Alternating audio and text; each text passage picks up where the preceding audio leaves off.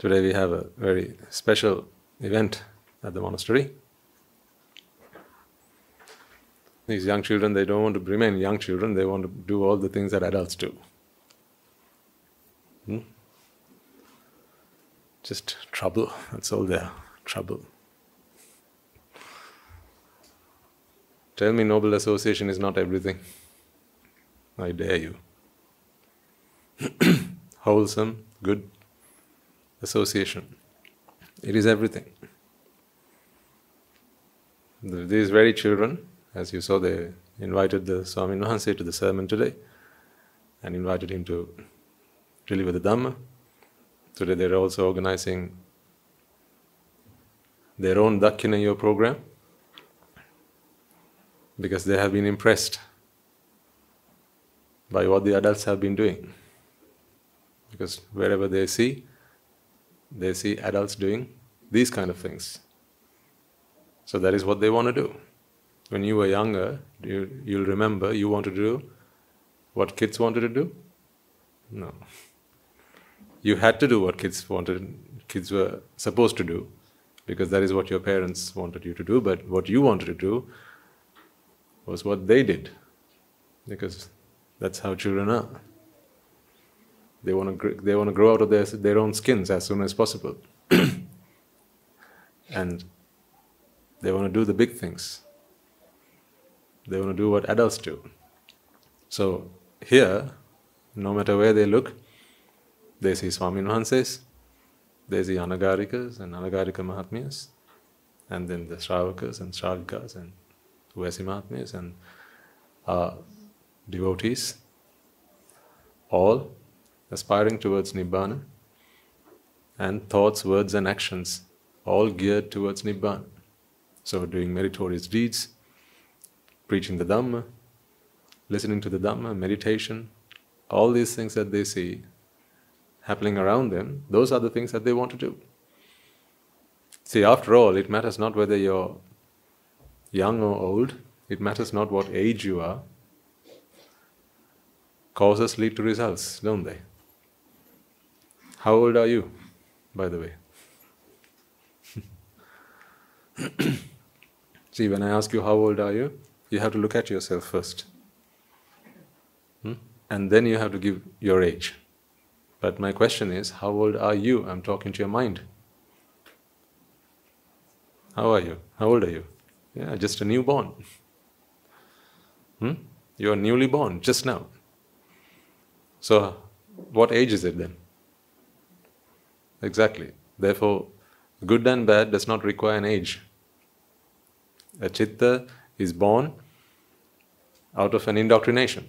Whatever drushti it holds, that is the course that a chitta takes. So it has no age. An age is not a characteristic of a chitta. An age is a characteristic of jati. Therefore jati ages, but chittas don't age. So these young children, although now you'll ask me then, who are young children, Swami? Conventionally, they're young children. In real terms, young children are chittas that don't have a lot of experience. That's what they are. They don't have a lot of information accessible to them. Because they had once, and now there was this natural thing called death that happened, and then after that all their memory was gone. So this chitta has to start again, acquiring new knowledge, new information, new experiences, and then from that point forward, the actions are determined by that information, and therefore the associations that they have. So this is why here at our monastery, you see young children running around everywhere. I say running around, that's when they're good. No, actually they're very good actually. So they want to do what adults want to do. Right now, some of them are in the Valley Malu. As I left the kuti to come to the sermon, quite a few of them are in the Valley Malu, pacing up and down the Valley Malu. They may have no recollection whatsoever. They may have no idea whatsoever what they're actually doing in the Valley Malu. But as they look around them, there are Swami Wahanses who are sat down in meditative pose. There are other Anagarika Mahatas who are walking up and down in the Valley Malu. And these children, what they want to do is that. When you were younger, you saw your father leave for work at 5 o'clock in the morning with the suitcase in hand and with the suited and booted. And then when we were younger, that is what we wanted to do. We wanted to get in his shoes and go to work. And then we saw Dad had a wife, right? So when we thought when we grow up, we also want to have a wife. That's the way children are highly impressioned because they don't have any other filters for working out what is right or wrong. Therefore, whatever their adults do, whatever their parents do, whatever the elders that are around them do, they take that as gospel truth. They take that as right. This is why what we strive to do here is to give the right kind of impressions, to make the right kind of impressions on these minds. That's when they really become noble hearts. When they are in the association of noble hearts and noble minds. So you need to try and do as much of this as possible at home. Because at home also your children are surrounded by noble ones, aren't they? Your neighbors. Noble ones, right? And television, and the internet, and the newspapers, and the town folk, the village folk, all noble ones. You live in noble land, right? I mean, if I today was just a child at home, I wouldn't have what we have here today. So I remember what my childhood was like, some aspects of it. I remember the neighbors that we had, good, decent people, they were not bad people per se, but they didn't know what being noble was about. What they knew was how to live an average life and do average things and go on to become average people. And that is what they're doing today. They're average people, suffering like average people, right? Having picked up the indoctrinations that average people do, doing average things, indulging in sensuality. And when they get angry, they take it out on others. When they feel their ego surface, then they try and show that to others, and sometimes they feel less than others, other times they feel more than others, and that's what average people do. I mean, someone who eats an ice cream when they feel like they need ice cream is a very average person, don't you think so? Because that is not the answer. It's a very average answer. It doesn't lift you up to extraordinariness. That's the problem. So what we are trying to do here is with all of us, right? There are no children or adults. We're all chittas, newborn chittas. The Dhamma is our savior. Dhammo have rakkati dhammachari. The Dhamma is our savior. What we are trying to do is, and every time we get here, every time we come here together, we are trying to be impressioned by the Dhamma. We want the Dhamma to have its influence on us. That is what we are here for. So, if that is what we are here for, then let that be. But before we begin then, before I forget, rather than before I begin, let us take a moment to bring our palms together in veneration of the most noble man we've ever seen, the world has ever seen. His nobleness knows no bounds, has no limits, infinite nobility. Such nobleness is what we aspire to. As we bring our palms together in veneration of the Supremely Enlightened One, let us also remind ourselves of our purpose being here and make a solemn pledge to ourselves to take refuge in the Noble Triple Gem and work our way towards nobleness. Namo tassa bhagavato arahato samma sambuddhassa. Namo tassa bhagavato arahato samma sambuddhassa. Namo tassa bhagavato arahato samma sambuddhassa. I'm still on the mend, so forgive the interruptions from time to time. but it's getting better.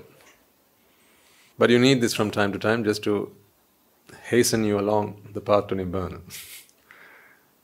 Every time the glass is half full for us. Even when Mara comes and knocks on our door and says, suffer now. And then we say, thank you, Mara. We are even thankful to the Mara. Because Mara reminds us. That's why there is nothing that can set us back. Dhammo have rakkati dhammachari. It is because of that. We always take refuge in the Dhamma. One who is righteous, one who lives by the Dhamma is protected by the Dhamma. So who is this one who lives by the Dhamma? Chittas. That's it. Last week I asked you, I wrote the letter I on the board, remember? And I asked you, when you think about yourself, who do you think about? When you think about yourself, you're thinking about the person you see in the mirror, then that's wrong. That is not who you are. This is a false conception. This is a misconception rather. You need to come out of that. So, Dhammo have rakkati dhammachari. Who's the dhammachari? A chitta. The chitta is dhammachari. So dhammachari is living by the Dhamma. Righteously. We are not talking about beings, ladies and gentlemen. We are talking about individual chittas. Each chitta, if it lives by the Dhamma, what is to live by the Dhamma? It is to be contemplating on the Dhamma. If you live, you can live by Dhamma or you can live by Adhamma. These are the two ways in which you can live. There are no other ways in which you can live. You want an ice cream, you eat an ice cream. What is that? Living by the Dhamma or living by the Adhamma? That is Adhamma.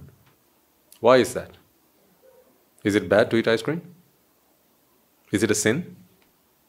No. Is it unrighteous? Well, depends what you mean by righteousness. What it means is, it's that you're simply taking the wrong solution to a problem. That's it. So therefore, how are you going to get the right answer? Therefore, how are you going to be happy? How are you going to find fulfillment?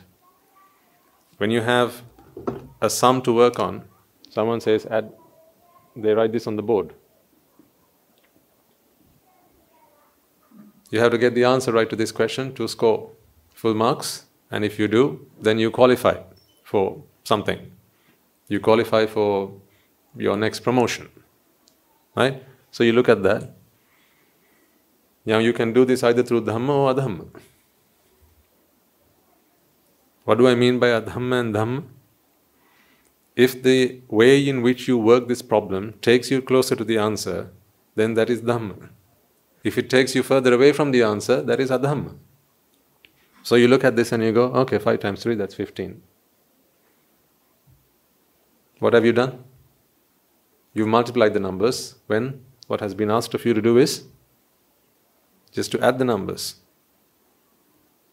But then you'll say, Swaminathan, but multiplication is a much more advanced technique than addition. So surely I should be given credit for that. No. You don't just get credit for doing advanced stuff just because it's advanced. Just because there are more steps to it doesn't mean you get credit for it. Because the ask of you is to add the two numbers, not to multiply. So just because you're doing something that is more involved, more steps involved, more effort involved, more thinking involved than what is expected of you, that doesn't score you anything. How much do you think you'll get for this question, if this is the answer? 0. But, the right answer is 8. I mean, come on, that's a lot more than 8. So surely you should get, this is the 8 and then some, right? Is it not? This is 8 and then 7 more. So you've already got the 8 there. Shouldn't they give you marks for that? Shouldn't they? So they should give you, okay, you got 8, this is 8 and 7, right? So if this was, say, 3 marks for this question, they give you 3 because you got the 8 in there, and then you got 7 in there, right? So they take another one out. And they give you, okay, 3 minus 1, they give you 2 marks. Is that how it works? Would your teacher ever give you marks like that? Because the 8 is in the 15, so therefore do they give you 3? No, it doesn't work like that. There's only one right answer to this problem. If you take the right approach, then that is Dhammo have rakkati Dhammacharya. This is our Dhamma.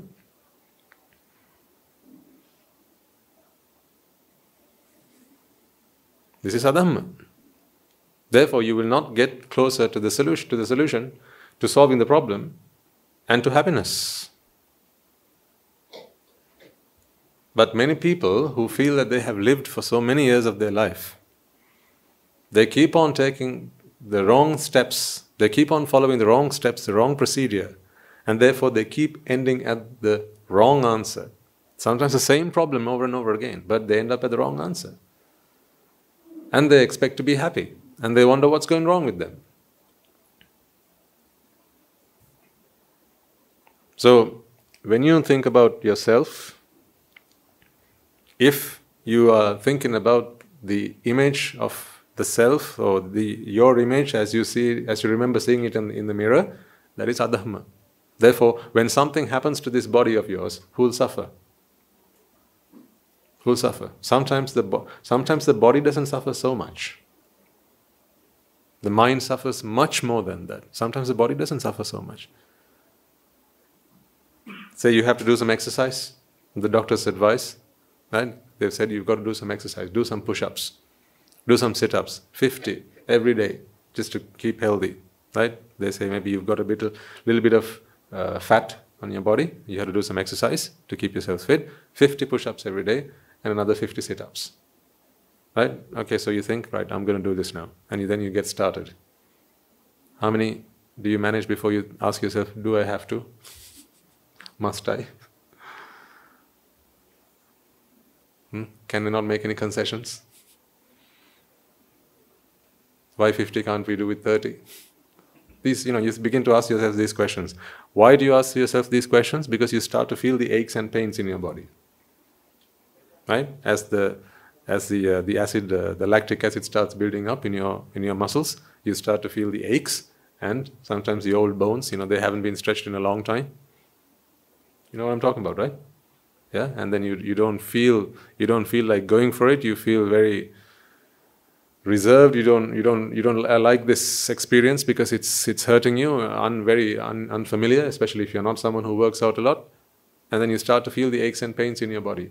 The funny thing is, ladies and gentlemen, none of these pains are where it is, or at least none of these pains are where you think it is. For instance, if you pinched your hand, like as I'm doing right now, you feel a pain, don't you?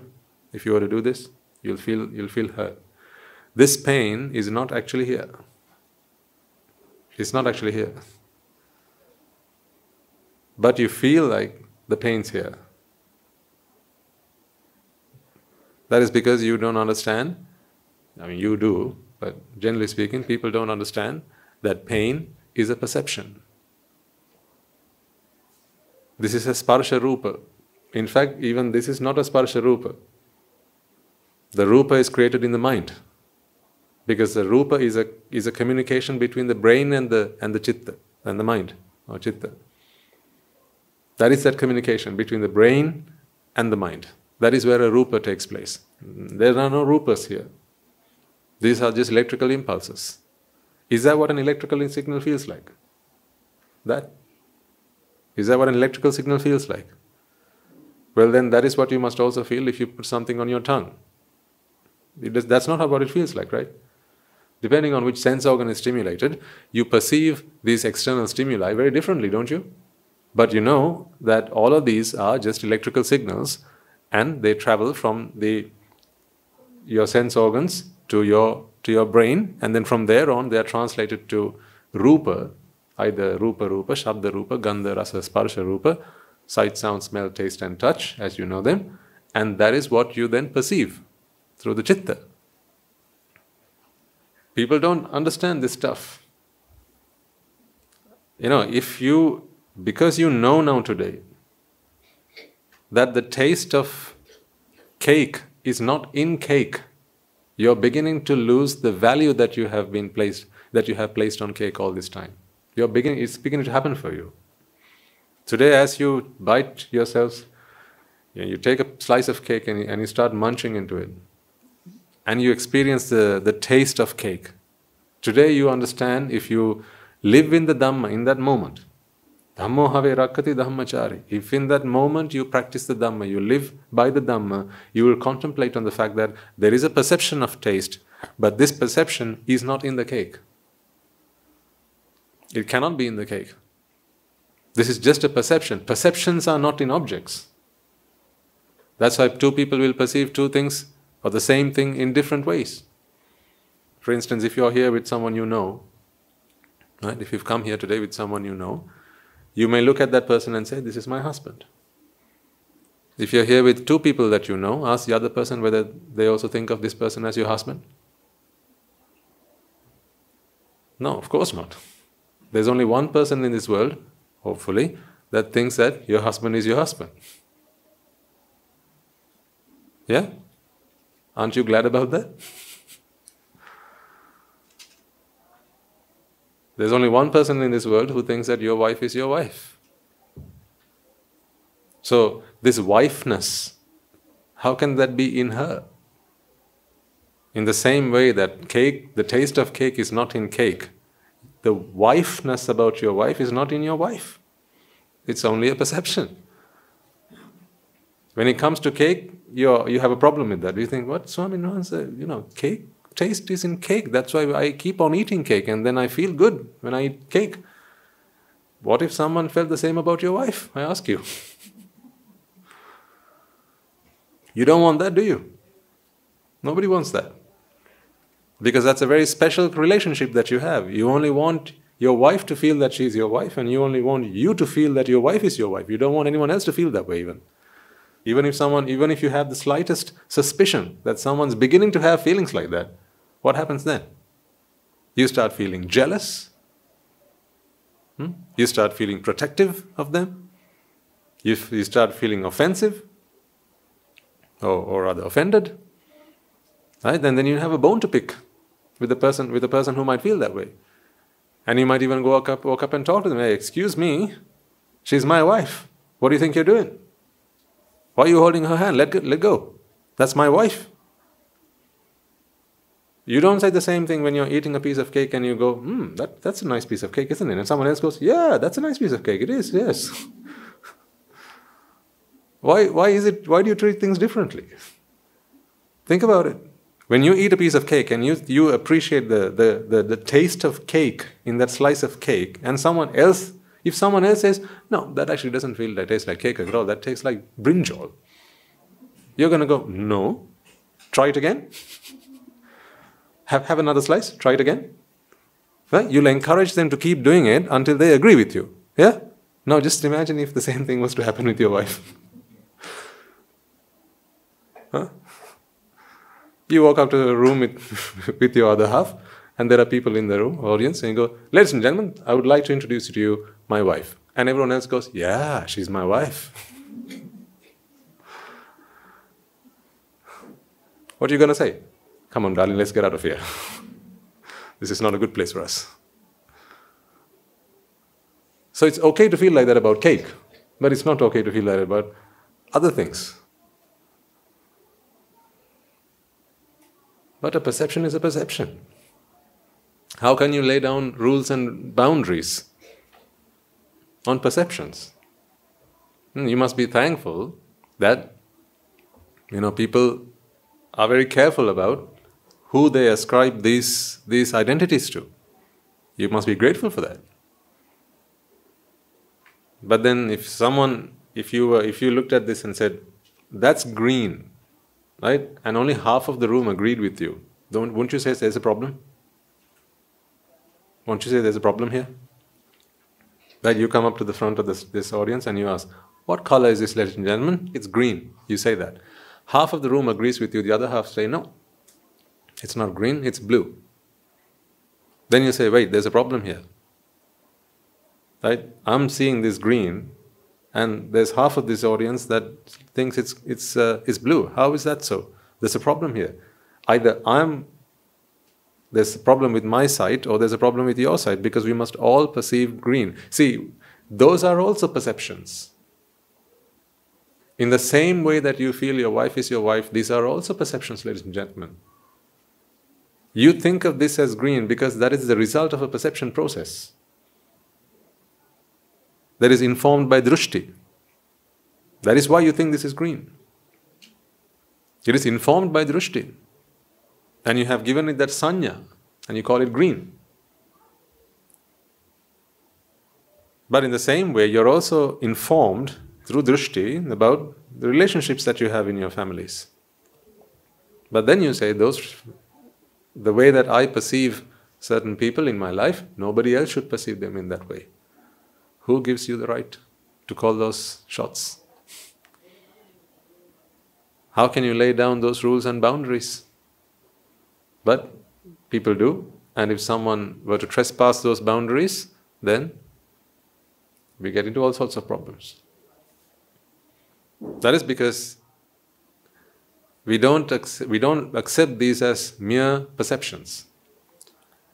That's why I encourage you and invite you, when you think about I, when you think about yourself, do try to think about this thing that you call I as simply the 5 aggregates.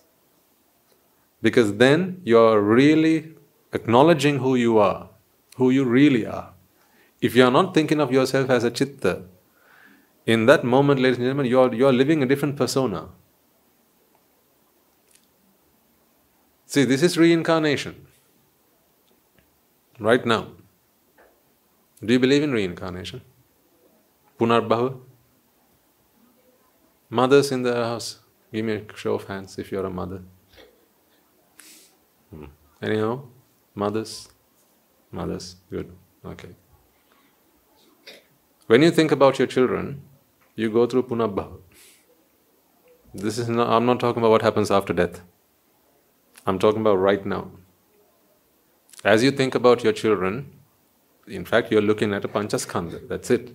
You look at a panchaskandha, and because of your drushti and ignorance and attachment, you look at that panchaskandha and you think of that as your child. Even if your child is not here to be seen, as you think of them, in that moment, punarbhava happens. An incarnation takes place in the mind. See?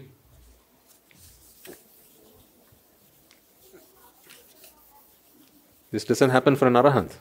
Because for an arahant, it's just keenang purana, natti sambhava. Chittas arise and pass away. You are just a chitta. Right? I'll draw a body around. Actually, what do you think? Is this the right way to draw it, or is it something like this? The body? Which one's the better representation?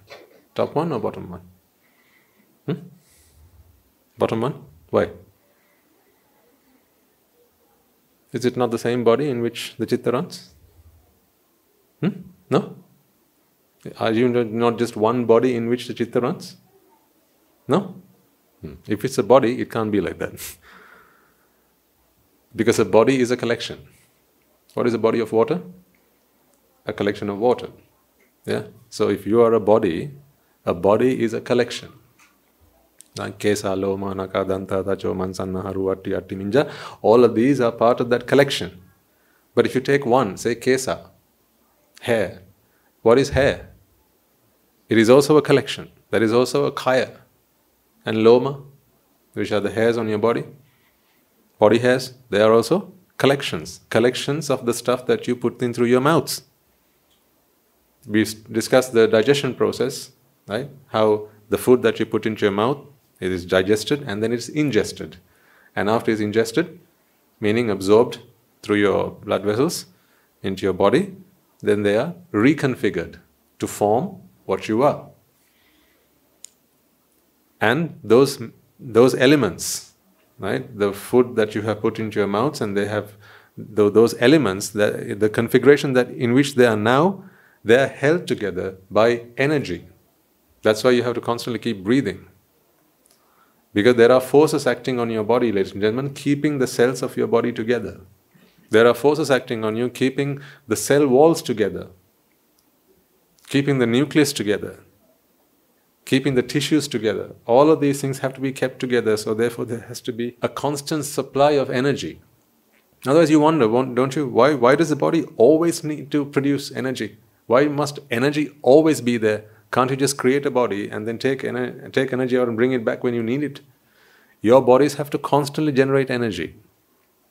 And that energy is being generated from the food that you put into your mouths. Right? And that energy, so this energy is constantly necessary to keep this mass together. The moment it stops generating that energy, the moment you stop supplying energy to your body, now the parts that make up your body begin to disintegrate. That is what you call death. See, if you could feed a dead man, yeah, if you could, in other words, feeding is merely actually pumping materials and energy. That's what feeding does. Through the mouth, you put in the constituent materials, the raw materials, and energy. As long as you can keep doing that, even to a dead body, you can stop the body from disintegrating. It'll remain intact. But of course, the processes have to take place. Ingestion and absorption, those things have to take place. But because they don't take place anymore after a person is dead, that body, those cells in the body, the elements in the body, they cannot be kept together. In fact, a body cannot be without a constant supply of energy. Any body, not any body, I mean a body. A body is a collection of stuff. So there can be a body of energy, it can be a body of matter, or it can be a body of matter and energy. What are you? A body of matter and energy. And I'm not even talking about the chitta yet. Take the chitta out. Even these physical bodies are a collection of matter and energy. And that matter and energy is what you put in through your mouths. There's no other way matter and energy can come to you. This is the only source.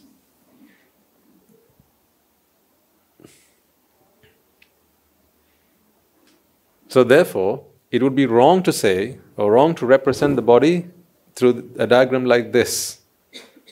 Because there is no one unit that is called a body.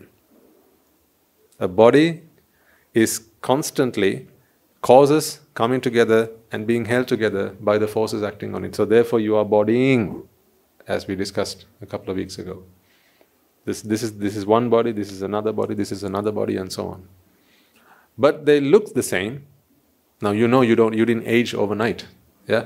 This aging that you see today, if you recall from your younger years, you remember seeing your photos when you were younger, or watching a video of when you were younger, maybe your 10th birthday party, if you remember that, and then you compare that to today, right? It is because of this, is it not, that this aging has happened? If it was one body, right from when you were 10 to what you are now, then there would just be the same body that you were in when you were younger. But it's not. That is because in every moment, this is matter and energy.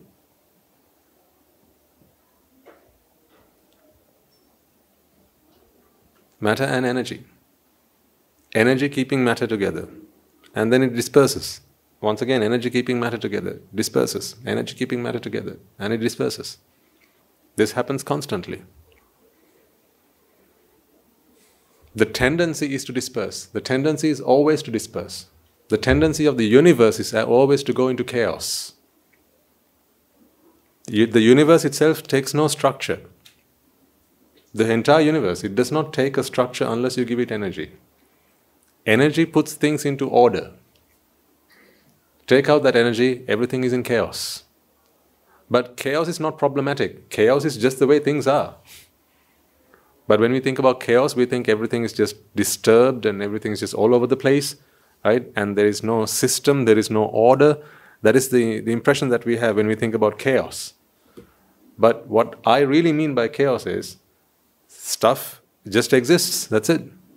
There are no particular shapes or ways in which something needs to be. In fact, what makes you think that this fan should be this way? Why is this fan taken this shape?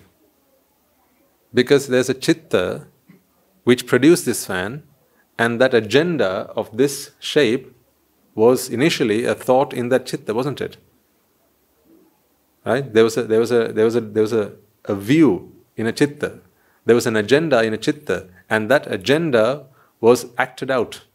And that is why you have it in this way. It takes this shape because there was a script that was played out. And that script was the script of the chitta. So therefore, if this handle were to come off, now you say it's gone into chaos. Who decides what is chaos? It's chaos to you because you have a certain impression as to how this needs to be. If you had no particular order in which you need something to be, like take the ocean for instance, ladies and gentlemen. You know, there's all the water in the ocean. Is it taking any particular shape or structure? Water is just there. It's not taking a particular shape. Yes, of course, it's taking the shape of the ocean, right? So it's taking up the space that is there, that is the earth, right? But it's not taking a particular shape because you don't need it to. Because you don't need it to, you don't say that the ocean is a particular shape. So it is just the way it is. That's it. The stars in the sky, for instance. Right now you look up at the sky and you say there are the zodiac signs, don't you? So you say Sagittarius and you say that's Aquarius, that's Capricorn and so on. You look at the stars in the sky and then you start seeing these shapes. Where are those shapes initially? Are they actually out there? Or are they shapes that you project out there? Did you think when God put the stars in the sky, He laid them down in that particular order? So that there was Capricorn and Aquarius and Sagittarius? No. Those stars are just there in chaos. So you then project a certain order, you project a certain agenda onto those stars, and now if any of those stars move out of place, now you say, that's going into chaos. Because it doesn't fit your structure. So therefore, the point I'm trying to make here is, it is always the mind that expects things to be in a certain order. Because if things weren't in a certain order, what is the purpose of the mind? The purpose of the mind is to recognize, to identify and to recognize, to perceive. To perceive what? Order. It is to perceive order. That is what you refer to as manifestations. Today you refer to them as manifestations. Before the Dhamma, you refer to them as things, entities. This pen is an entity. Or at least that's what you thought. But today you understand that this is simply a manifestation, and what this really is just, this is matter brought together and structured in a certain way, so therefore you don't call this chaos. But think about this for a second. Let's say,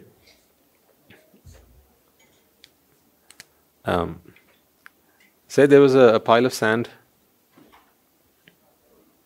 okay? And you were taking sand from this, mixing it up with maybe some aggregate and with cement, and you're trying to build something, you're trying to build a wall, okay? So, to create the mixture, you'll take some water, you'll take some sand, you'll take some aggregate, and you'll start mixing them together. Yeah, maybe you'll put into the cement mixer, or maybe you might take the, the spade, right? And start mixing it manually if you're doing it that way. Now, this is the sand, and this is the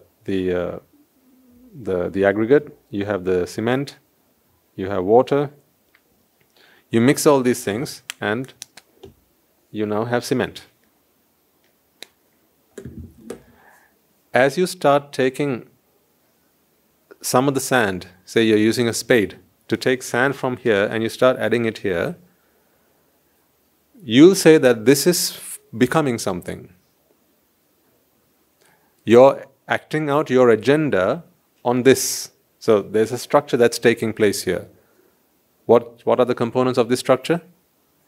Cement, aggregate, you have sand and water. Okay? But as you start taking materials from here and start collecting them here, materials are leaving another place, aren't they? As they're accumulating in one place, they are reducing in another place. So you see, previously, this was also a structure. And so was this. So was the water. If you had, say, a barrel full of water, right? Now this barrel is going to be emptied as you start taking water out. This pile is going to start to flatten as you start taking the sand out. You bring these things here and you say, I'm forming something here. As you're forming something, aren't you also deforming something else? You are, aren't you? As you're forming one thing, something else is being deformed. So, does that not tell you then that everything is always in some form in this universe? Before you took it and put it here, there was already a certain form. See? This form was already there. But you have a mind, and the mind can take on drishti, and the mind can take on an agenda, and then it tries to act out that agenda. And once you start doing that, this form starts to flatten out, starts to diminish, starts to disappear. But this form begins to appear. You're happy when this form takes place, but this is also a form. This is also a structure. So is this. Yeah? When you take, say you're baking a cake, right, and to make the mixture, you take flour, right, maybe you take icing sugar, and you start mixing it all together. So sugar and flour and water and maybe some butter, and you start mixing it together. As you do that, you're creating something, aren't you now? You're creating a structure. But as you're creating this structure, you're also deforming another structure. What other structures are you deforming? What about the butter? Maybe it came in a box.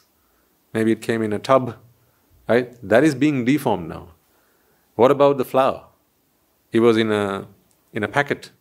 Right? And now, so if that packet was maybe a cuboid, right? Now you're taking flour from that, and that packet is now starting to flatten out. But you're creating the mixture somewhere else, and that is starting to take shape. So, as you're creating this shape, ladies and gentlemen, don't you realize that you're also causing chaos somewhere else? As you're giving this new, as you're creating this new structure, an existing structure is deforming. You can't not do that, can you? So that goes to prove to you, does it not, that everything is always in something. It's always in some kind of structure. But if that is not the structure that you want, if you have a specific structure in mind, if you have a certain agenda in mind, then you will keep on using your thoughts, words and actions. These are the sankhara. Your thoughts, words and actions will be acted out in order to take objects, elements, materials from this world that are already in some structure to create a structure of your own choosing. That is what we do. When you eat, that is what you do. See, take an apple for instance. Is that not a structure? Is there something particularly wrong about an apple? The way an apple is, its shape? Is there something you don't like about it? Is there something wrong about an apple? No, then why do you take it apart to create this? What's wrong with the way an apple is? Why don't you let the apple be? You eat the apple. As you eat the apple, what are you doing? You're taking it apart, you're disintegrating it so that it can be integrated in another shape. What shape is that? Whatever shape you are. So it's already, and it is always in a certain structure. Yeah? But you use energy to deform that structure and form another structure. And that is your structure. So when you feed your child the apple, what you're trying to do as a mother or a father is to deform the structure of the apple and form it in another way. That is what you're doing. Which is right and which is wrong. What's wrong about an apple? What's wrong about the structure of an apple? So why don't you just let it be? Why do you have to deform it and form something else? If it was up to God, then He wouldn't care. It doesn't matter which form it takes. But for you, it matters. You don't care about apples and the way apples are. Therefore, you will eat into the apple. You'll eat the apple. You'll start taking out parts of the apple because you want it reconfigured, you want it arranged in a different way, and that way is your way. Therefore, what we do as human beings is constantly keep on changing the outside world because we have an agenda to enact. That's what you do. Drushti allows your energy to be manipulated in certain ways. You manure the energy that you have access to. Don't you have access to energy? When you raise your arm, what are you doing? You are manipulating energy. You are maneuvering energy in a way that you want to, right? That's what you do when you raise your arm. When you speak, when you shake your head, right? You have access to lots of energy. When you're walking around, this is energy. So you're making use of energy to get something done. What is that something? Who decides that? Who has that agenda? You have that agenda depending on the drushti that you take, that you have in mind. That's what you're doing. But does the universe have a certain agenda for energy? The only agenda that the universe has is disintegration. For energy to return to a state of rest. Because when matter has energy, then matter is in a constant state of motion, and there's friction, and there's all sorts of things. But what the universe wants is to be at peace, to be at rest. But you have this energy form called the chitta. A chitta can take on drushti. And once the chitta takes on drushti, really, when you think about what these drushti are, most of your drushti are to do with how you want to change the outside world, is it not? Just think about it for a second. When you have drushti, whatever views you have, many of those views are about how you want to change the outside world arrangement. Do you not agree with that? When you eat, you're changing the outside world arrangement. If you have a certain look that you want to maintain, that's also an outside world arrangement that you want to change. If you want to be somewhere, you're here but you want to be somewhere else, that's also an outside world arrangement that you want to change. So you'll pick yourself up from here and you'll take yourself where you want to be, and then you'll now say, now I'm there, I went there, I've come here, you'll say. That is again changing something about the outside world. See, much of your views are actually about, ladies and gentlemen, changing the outside world order. So you have an order in mind. That's why they're called orders. You place an order on energy. In fact, that order is also an order. So you place an order on energy, and this order is what then takes place. This order is what is enacted out there. The chitta is able to enforce that order onto matter and other forms of energy. Do you like the Greek lesson today? Is this making sense? I don't know. I'm just speaking my mind out. Things that seem very clear to me. I'm spelling them out for you, and hopefully it's making sense to you as well. Really, what I'm trying to get across is the point of anicca. With all these explanations, what I'm trying to get you to understand is there are no entities out there. All of this is just cause and effect. It's just a whole totality of cause and effect. There are no fixed entities out there. Anicca and manifestations, these are all the things that are there. That's why I'm talking in the speak of energies and matter and how chaos and order, all of these things must convince you that there are no entities out there. There are simply causes and their effects that manifest. But the chitta has a special place in all of this. And that special place is because the chitta can take on views. It is these views that are then acted out through kaya sankara, vachi sankara and mano sankara. When you speak something, you are converting a view to words. When you're physically doing something, that is also another view you're converting into actions. See, you have a view that this is how you drink water. That's a view, see? So what happened there? How did Swami Maharaj drink water? There's a view. There's a view about a few things.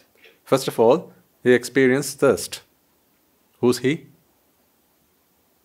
When I say he experienced thirst, who am I talking about? He. Chitta. I'm talking about a chitta. What gender is a chitta? Male or female? Is it a he or she? Chittas don't have genders. Right? These are just merely conventions. Yeah? So if someone were to ask you, prove your gender, what part of you are you going to show? You'll have to show a part of the body, won't you? How else can you prove that you are a male or a female? You can only show a part of your physical form. You can't show any other aspect of yourself. You can't say, well, my name is Saman, therefore I am male. You can't say that. My name is John, therefore I am male. My name is Anne, therefore I am female. You can't say that. Where is the Anne in you? Which part of you is Anne? These are just conventional names that someone else has given you. You borrowed that from someone. You will return it on the day of your death. Won't you? Your name? You just borrowed it for what? 60 years? And when you leave, you return it. Can you take it with you to the grave? Your tombstone might have it inscribed on it, but that's it. Were you called the same thing you are called today, last birth? Did you have the same name? No, then you only borrowed it and you had it for your last life, didn't you? So in your next birth, you're going to get yourself a different name. So it's just something you rent. So why are people so concerned about their names then? Huh? Don't get it wrong.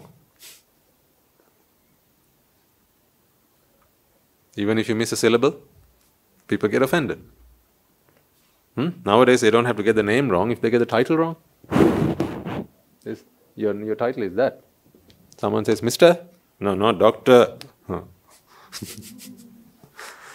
That's enough to offend people. Someone says, Miss. No, I'm Mrs. I'm Mrs. Take that down. And someone says, Doctor. No, I'm Professor. Take it down. Don't forget. Don't make that same mistake again. People get so offended. Something that they have just borrowed for, 50 years? Actually, you can't borrow the title doctor for 50 years. By the time you become one, it's already 50. Right? Then maybe you have another 5 years, 10 years. Lease. You've already paid the lease up front, haven't you? All the education that you had to take was the price that you had to pay so that you could keep that title with you for how many years? For time? Until, forever and ever and ever? No, of course not. Of course not. So you always pay up front.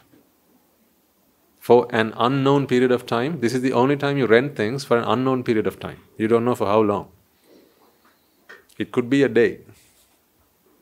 You go to your graduation, they give you the cloak and the thing, and then you say you are now a doctor. On the way back home, they get into a car crash, accident, dead. But they paid up front, maybe 10 years of hard work to get yourself that title.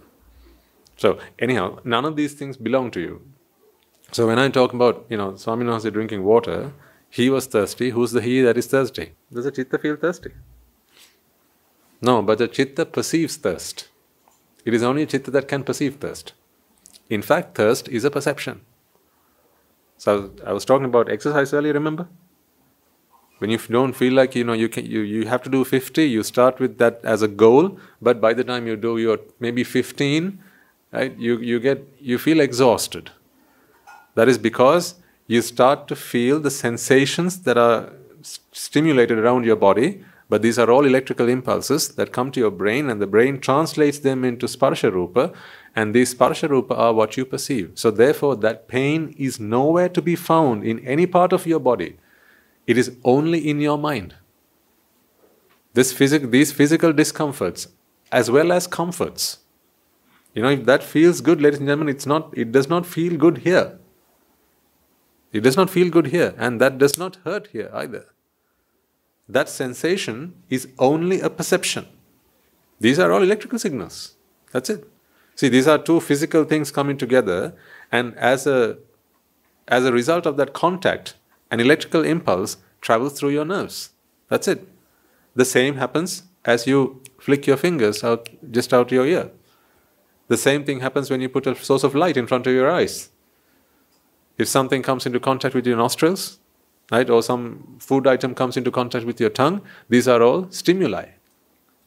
They can only generate an electrical impulse. So it is at the mind, with an interaction with the brain, that they are translated into the sensations that you experience, and you call it the outside world. These are all perceptions. So when you think you're thirsty, as I was giving the example earlier, when you feel you're thirsty, that is just an electrical impulse that has been translated into a sparsha rupa, and that is perceived as as thirst.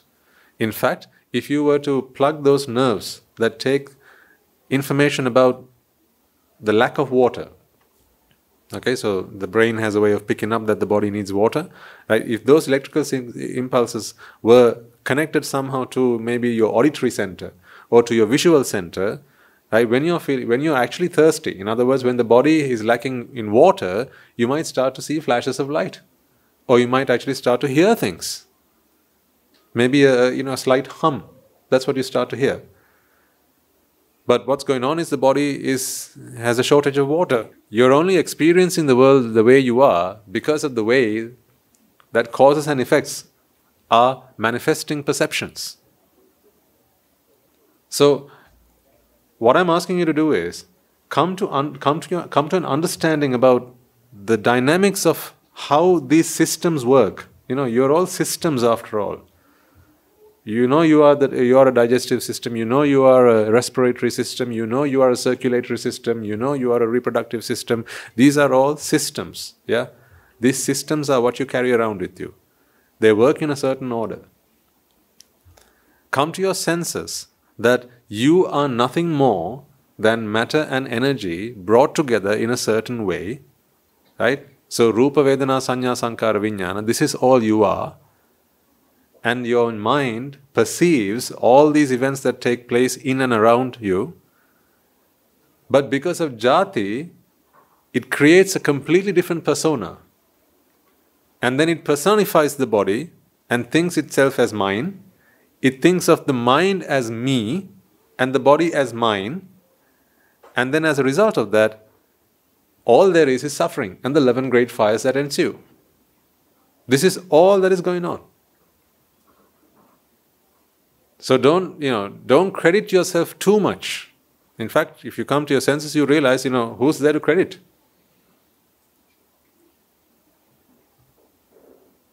You are overrated. I'm not insulting anyone, hopefully. When I say you are overrated, what I mean by that is, you have completely misconstrued who you are. You have completely misinterpreted who you are. You are not who you think you are. So, open your eyes and wake up to the truth. You are not who you think you are. Who do you think you are? So even that sounds aggressive, doesn't it? Who do you think you are? People don't actually mean that when they ask that. They mean something completely different. Who the heck do you think you are? Huh? To talk to me like that? What they're saying is, I'm bigger than you, right? I deserve respect. You're not giving me the respect that I deserve. So who do you think you are? So what they're doing is, out of moha, again they're comparing. There's you and there's me, and I'm better than this. I'm better than you. So why are you talking to me like that? That is completely wrong. And I'm asking you this question in a very different meaning. Who do you think you are? I'm asking the chitta that lives within you somewhere, who you think, the chitta, I'm asking the chitta, dear chitta, who do you think you are? And you have all sorts of answers to give to this. I asked the mothers in the house to put their hands up. When you put your hand up, you are incarnated as a mother in that chitta. In that chitta, you have punarbhava. A mother is born in the chitta. In that chitta, a mother is born. That's why I started to draw this, and then I got sidetracked. See, take this chitta for a second. Right? Let's say you're at the office. Okay, you're at the office, and you're doing some work. So maybe you're a receptionist. Let's just say, right? So you're picking up the phone, you're answering the calls, right? You're making the appointments, right? And you're giving people instructions on how to come to the company and what other services you provide and so on. So you're on the phone, you're talking, and then your boss comes up to you. And when the boss comes up to you, you feel subordinate, don't you? Because my boss is my senior, I am the junior, therefore you feel subordinate. So you see, in that chitta, ladies and gentlemen, you incarnate a receptionist. Try and understand what I mean by this. In that chitta, you incarnate, meaning punarbhava happens. A receptionist is born in that chitta. That is the only place you can find a receptionist. In a chitta. In a chitta, a receptionist is born. The full package. A receptionist is born in that chitta. But let's say the boss talks to you and then they leave and your phone rings. Your mobile rings. You answer and someone says, Ammi, what time are you coming home tonight? What is the incarnation now? Mother. Are you a receptionist at that moment? No. In that chitta, you're not a receptionist. So a mother has incarnated. Punarbhava. Bhava creates. It recreates. But an arahant, for an arahant this doesn't happen, because the only thing that goes on with an arahant is Kinam Purana. Purana is your vipaka. The exhaustion of vipaka is the only thing that happens for an arahant. In the vipaka, you don't have receptionist vipakas. There are no such vipakas. There are no mother vipakas. Vipakas are merely sight, sound, smells, taste and touch and thoughts. These are the only vipakas. Or you can even say Rupa, Vedana, Sanya, Sankara, Vijnana. These are the vipakas. There are no receptionist Vedana. There are no mother Sankaras. There are no such things.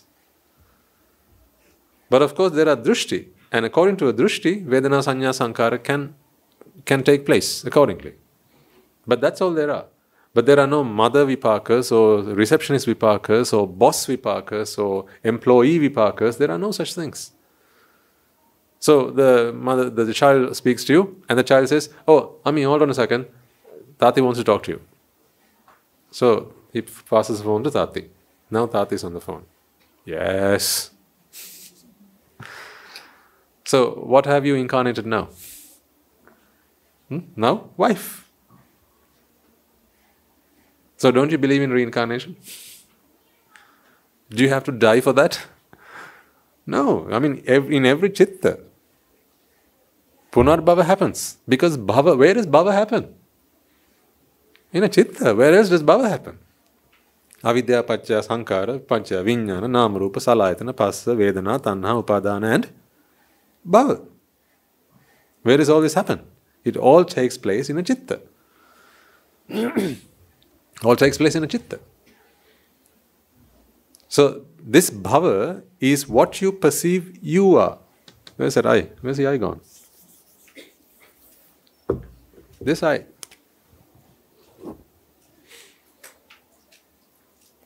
So when I ask you, who are you? It depends. It depends on what the bhava is in each chitta. That's why when you are an employee, when you are a worker, you are a worker. But when you get a promotion, now you replace your drushti. So then you think, previously I used to be the worker, but now I am the boss. So the worker dies and the boss is born. But you can always go back in memory. And you can say, when I used to be the worker here, things weren't like this, things were terrible. But then I became the boss and I changed everything. And now things are very good at the place, at where we work. You say that. But when you are at home, or even when you are in the office and you're speaking to your child on the phone, you're speaking to your husband on the phone, in that moment, who are you? You are that persona, aren't you? See, you have multiple identities. Depends on the environment. Depends on those causes. Depend on your drushti. You have multiple identities.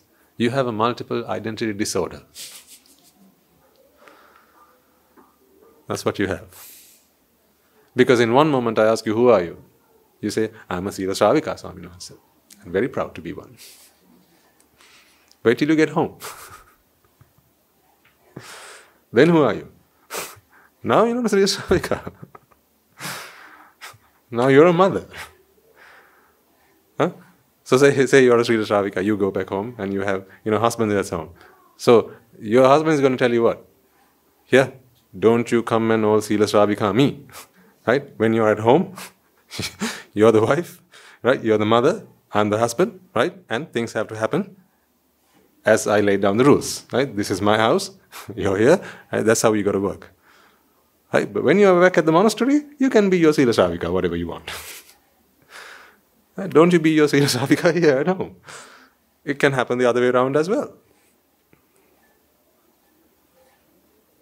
That's why we say, wherever you are, be there. Because people will expect that of you. No matter how interested and how focused and how determined you are to attain Nibbana, when you are at the office, you have to be at the office, right? Yeah, if you have to tell someone off, maybe you have an employee, you're subordinate and they've not met their performance goals. Now you have to tell them off. You can't say, ping mat mahatya. You can't do that. You can't be calling your subordinates mahatya, mahatya, mahatya, right? You can't be calling them that. You call them by their name, right? Or you call them here, huh? Or mister. You can't be calling them mahatya. But when you're here, you take a different persona. So who are you then? It depends on what your incarnation is. In each chitta, you are reincarnated. You are incarnated as someone or somebody else. In each chitta. Now, then one day you will decide to become a monk. See, now it will happen over the next couple of days. Right? Some of our Anagarika Mahathas will go on to become monks. Right? So, if they are not contemplating on the Dhamma, if they are not living by the Dhamma, if they are not living righteously, now here righteously I don't mean abstaining from the unmeritorious deeds and only doing the meritorious deeds. That's not the righteousness I refer to here. Here, because righteousness is not really the Dhammachari, it is one interpretation of it, but here what I mean is, are you living the Dhamma? Are you living anicca? Are you contemplating anicca? Are you contemplating on dukkha? Are you contemplating on anatta?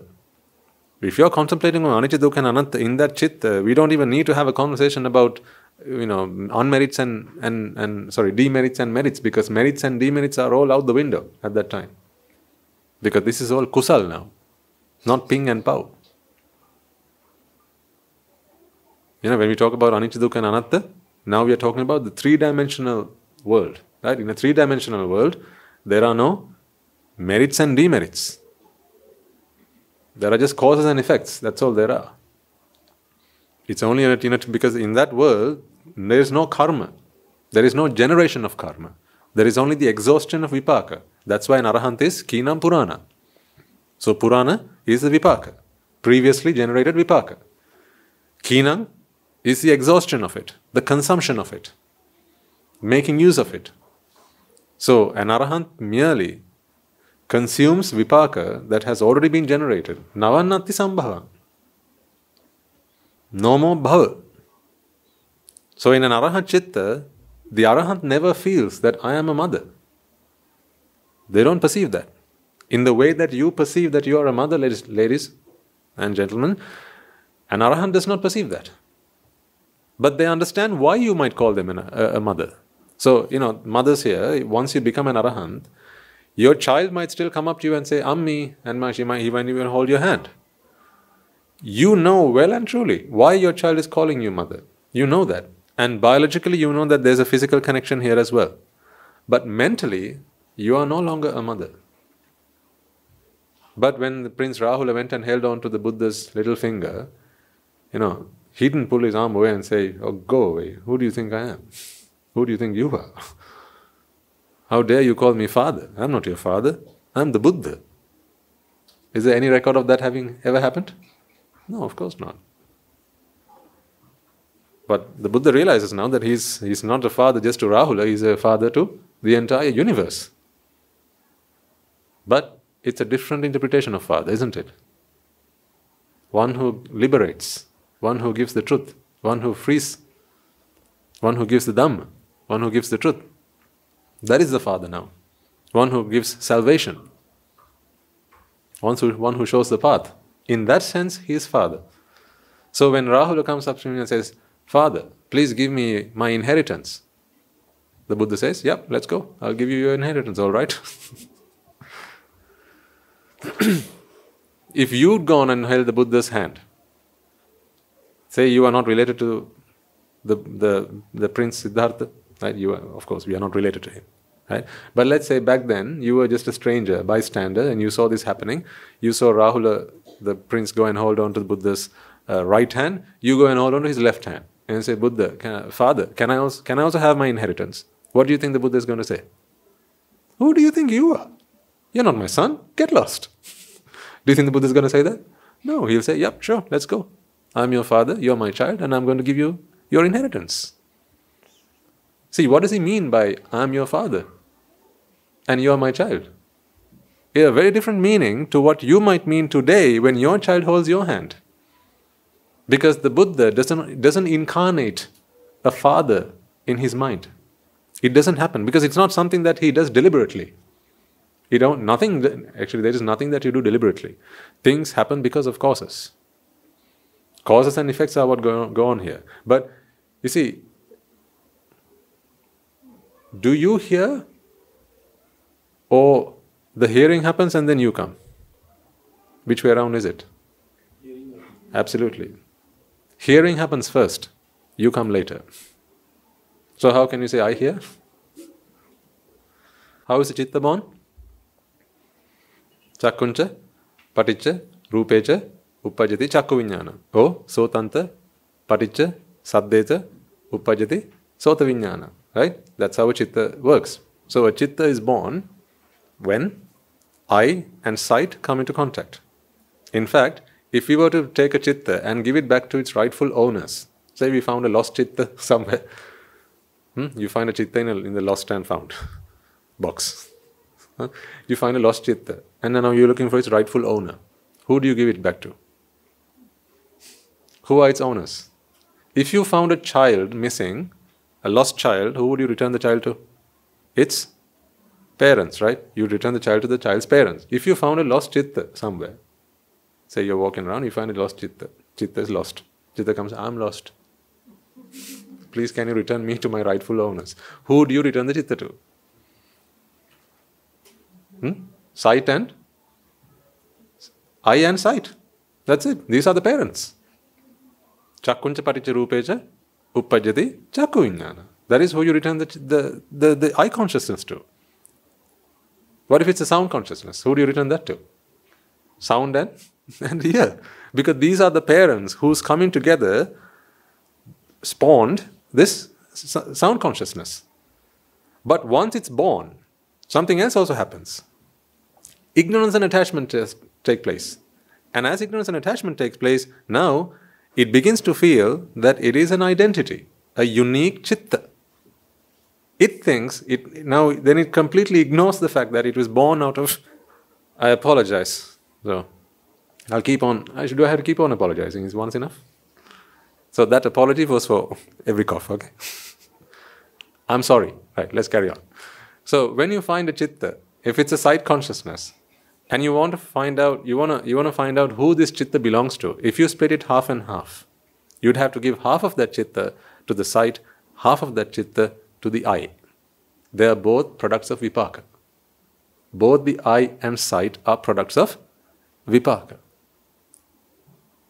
So if both parents are products of vipaka, then what can you tell about the child? What can you say about the child? It is also a product of vipaka. So then who do you belong to? What do you mean, who do I belong to, Swaminatha? I am me and I belong to myself. That's exactly what you feel. This is your misinterpretation. This is ignorance. You feel that you are an identity and you belong to you, and parts of your body belong to you. You feel that your thoughts belong to you. Just imagine this for a second. If I could read your thoughts, just imagine, right? Now we all feel that we are independent individuals, right? And we should have freedom of thought, right? We should have freedom of thought. Just imagine there was a thought thief. Just imagine there was a thought thief. So as you think things, they can read. So telepathically, they can read what you're thinking, and then they will start stealing your ideas, your thoughts. Won't you feel offended? I mean, don't you feel offended when someone completes your sentence? You want to say something. You say, "Oh, today, by the way, I'm going to," and someone says, "Come home." No, wait until I finish. You feel offended when someone tries to complete your sentences. Because you want your independence, you want your identity. You want to be acknowledged. Wait, I have something to say, and let me finish what I have to say. Because it is my thought that I want to express. These are my ideas. So if someone were to come along and snatch your thoughts, snatch your ideas, you would feel incredibly offended. Let's say the next thing you're going to say, someone else comes and thinks it and says, "I know what you're going to say, so I'll say it for you." And then they start saying all of your thoughts. They start saying it out loud. So if you start to feel, maybe you feel an affection towards someone. Someone picks it up because they can telepathically read your mind. You will begin to feel offended because you'll feel, where is my independence? I don't like it when people read my thoughts. You don't come across this every day, that's why you can't relate to what I'm saying. But if there was someone who could read all your thoughts, trust me, you would feel very uncomfortable about that. You would. Good thoughts, bad thoughts, mediocre thoughts. If there was someone who could start reading your thoughts, you wouldn't want to live with them. As much as you feel that you might want to, no, you wouldn't. You wouldn't want to live with them. But then you're always looking around, asking for someone, "Why can't you understand me? Why can't you think like I do?" Right? You go around asking people that, right? When you want to live with someone, when you want to live with a partner, or when you want to go out with someone, right? Have a relationship, you're looking for someone who can understand you. But just imagine if they could understand you so much that they can understand all of your thoughts, they can read all your thoughts, they can conceive all your thoughts. You wouldn't live a day with them. There's a reason for that. You'll feel that your identity has been stolen from you. The only thing that is mine, once everything else is taken from me, is what? Your thoughts. The things that I think. When the things that I see, because the things that I see I can't claim to. I can't claim to have individual rights on, because you and I, we both see the same thing. Don't we? We both hear the same things. We can both taste the same things. We can both smell the same things. We can both sense and feel the same things. But there is something that you have and that you can claim to be yours and yours alone. What are they? Your what? Your thoughts. Now if someone were to come along and snatch your thoughts, so that everything you think, before you think it, they'll think it. So before you start to say a sentence, they will say it, and then you realize, hey, that's exactly what I was going to say. Do you think living with someone like that would be good? No, it would make you go insane. Because you'll feel your identity has been violated. You'll feel that. Trust me. So don't ever wish for that. So whenever you are, having an argument with your other half, or in kind of an altercation, you say, "Why can't you understand me? Why are you always against my thoughts? Right? For one day, can't you just understand where I'm coming from and think like me?" If they did